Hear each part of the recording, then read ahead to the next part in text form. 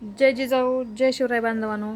तर बीडच्या पंकजाताई मुंडे म्हणजेच धनंजय मुंडेची बहीण म्हणजे तुम्हाला ओळखा येते का नाही म्हणून सांगावं.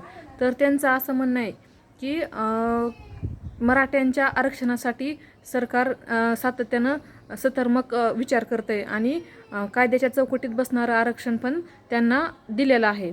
मग आम्ही काय एडखोळ आहोत म्हणून आता मुंबईला चाललो आहे का गं बाई? की आमच्या कुणबी नोंदी असून सुद्धा आम्हाला दिल्या जात नाहीत. आमच्यावर एवढा अन्याय अत्याचार केला आहे आणि तुमच्या आरक्षणाच्या वेळेस आम्ही कुणाच्याही आरक्षणाच्या वेळेस मध्ये पडलो नाही आणि असं समर्थन केलं नाही. तर मग त्यावेळेस या पंकजाताई मुंडेंनी म्हणायला पाहिजे होतं की मराठा समाज हा कितीतरी दिवसापासून कितीतरी वर्षानुवर्षापासून संघर्ष करतोय. त्यांच्या पुरावे इतके लाखांना पुरावे भेटल्यात.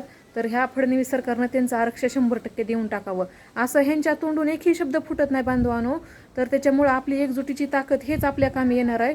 तर आता सगळ्यांनी एकच नारा द्यायचा, चलो मुंबई चलो मुंबई.